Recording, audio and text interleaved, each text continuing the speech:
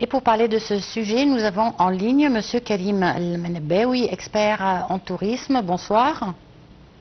Bonsoir. Monsieur Karim, vous m'entendez? Oui, bonsoir, comment ça va? Oui, bonsoir. Alors, on voudrait tout d'abord jeter la lumière sur le programme du nouveau ministre du Tourisme, M. Cherif Fathi, qui a été présenté au comité parlementaire chargé d'étudier le programme du gouvernement. Oui. Oui. Alors, les principaux points de son programme. Bon, il y a quelques points qui ont été bien précis là. Premièrement, ça a été très précis que l'expérience de touriste sera en priorité du plan. Parce que on sait que juste après le Covid, avant le Covid, on avait des expériences un peu négatives, surtout sur l'expérience touristique, et cela va être une priorité pour engager les gens et pour être sûr que le retour et leur expérience en Égypte est comme prévu. Et ça atteint actuellement, c'est une des promotions, ça atteint à une promotion, comme on dit en anglais, un word of mouth pour le futur. L'Égypte, on sait que sur les analyses, on a très peu de retour des touristes. Alors, il faut augmenter ce pourcentage pour arriver au pourcentage mondial. Ça, c'est premièrement. Alors, deuxièmement, c'est les sites, de développer les sites qui n'ont pas encore été ouverts pour le public à visiter. Il y a plein de sites qui n'ont pas encore été mis au point pour être visités, et avec l'augmentation du nombre de touristes qu'on estime, ça doit être, on va avoir plus de sites que ce qu'on a maintenant. Autrement, on aura des nombres sur les sites classiques qu'on ne pourra pas actuellement servir. Oui. Alors, troisièmement, ce qui est aussi important, c'est l'augmentation du nombre de chambres d'hôtels. Si on veut atterrir à 30 000 à l'année 2028, le nombre de chambres qu'on a à présent ne suffira pas. Alors, on doit actuellement augmenter le nombre par presque 70%, 75% de plus pour pouvoir loger le nombre de touristes qu'on veut atteindre en 2028. Oui. Précisément, on doit, cela va être ces constructions, ces augmentations d'infrastructures, ça existera surtout sur la Méditerranée. C'est là actuellement qui n'est pas encore, c'est la région qui n'est pas encore vraiment exposée pour le tourisme. C'était strictement offert aux locaux. Et par contre, c'est là où il y a 10 millions de touristes qui visitent le Méditerranée du Nord. Alors ici, c'est le Méditerranée du Sud, avec le climat qui est beaucoup plus mieux et avec comme on dit, valeur qualité qu'on a ici en Égypte, on doit recevoir un bon nombre de ce nombre qui visitent le nord de la Méditerranée. Et c'est une possibilité pour augmenter actuellement le nombre et à pouvoir arriver à notre but à l'année 2020. Bon, je vais revenir sur plusieurs points que vous avez développés. Premièrement, concernant les retours des touristes, pour avoir des retours sur des touristes, comment ils vont procéder? Ça, à priorité, c'est actuellement l'expérience du tourisme. Si un touriste arrive en Égypte et il a une bonne expérience, premièrement, ça va faire une bonne promotion à son retour. Ça va faire une bonne promotion à son retour. Mais deuxièmement, on pourra avoir ce touriste à une seconde visite, peut-être troisième visite, comme tout le monde fait pour l'Espagne, pour la France, pour l'Angleterre, l'Italie, ainsi de suite. Ce qu'on n'a pas encore arrivé au pourcentage mondial qui existe dans tous les pays européens ou autres, ou même asiatiques. Alors, moi, je ne sais pas exactement l'analyse, je ne sais pas exactement la statistique, mais on n'est pas vraiment loin du pourcentage mondial. Alors, ça n'a vraiment avoir que une bonne expérience du tourisme qui aimerait revenir pour voir les autres cités, les autres sites et les autres régions qu'il n'a pas pu visiter durant sa première visite. Oui, mais est-ce qu'ils ont un mécanisme pour justement pouvoir collecter tous ces retours? Est-ce qu'un mécanisme a été mis en place ou c'est juste encore une idée? Ça doit être, non, ça doit être analysé. Surtout maintenant, on sait le problème. Alors, tous les problèmes qui existent durant la visite de touristes, ça doit être analysé.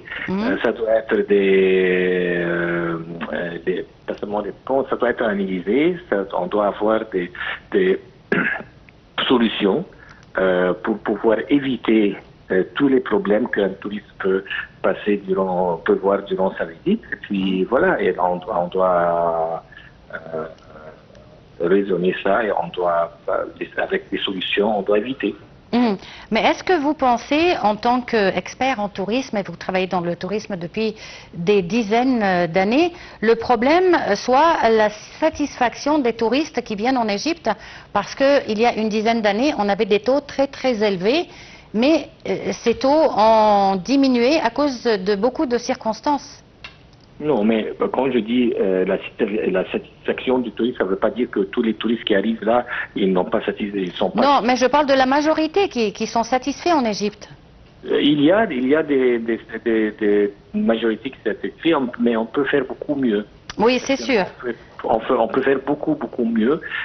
Et actuellement, ça vient qu'il y a longtemps qu'on a perdu beaucoup de tourisme à cause du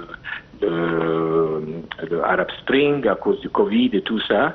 Alors, il y a plein des employés des professionnels qui ont quitté l'industrie, qui ont quitté l'Égypte, qui ont travaillé à l'extérieur. Oui. Et on a perdu beaucoup d'expérience. Le tour du tourisme, on n'a pas actuellement pu atteindre au niveau qu'on avait avant 2011, 2011. C'est ça ce qu'on doit arriver et même avoir plus.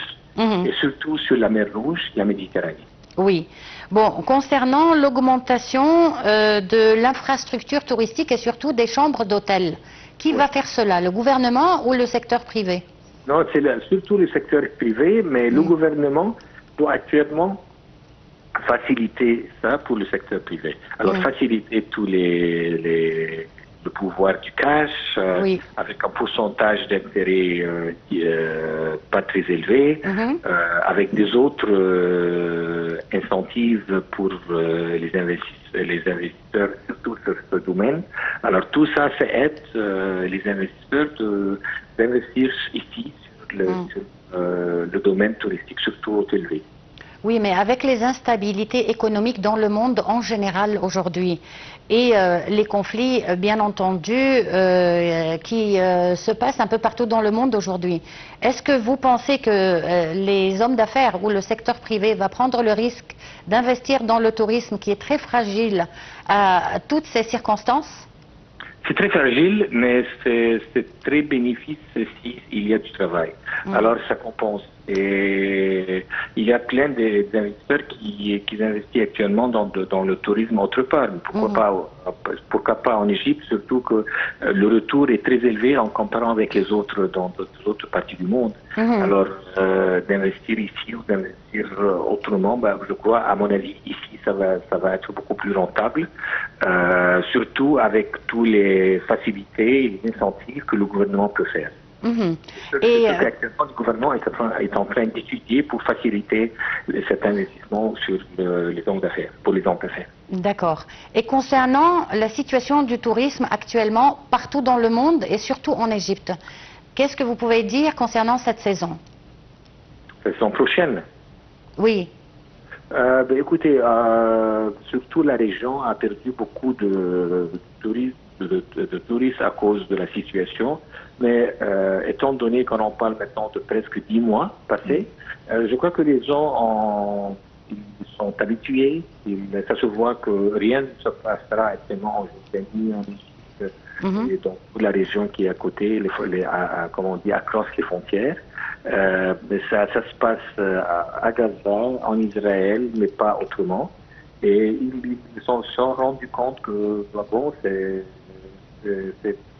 il n'y a rien à craindre actuellement pour alimenter, pas seulement l'Égypte, la Jordanie inclus. Même la Turquie et la Grèce, ils ont beaucoup perdu depuis le mois d'octobre, novembre 2023, à cause du fait qu'ils étaient prêts pour les Américains, pour les Australiens et pour quelques Européens quand même.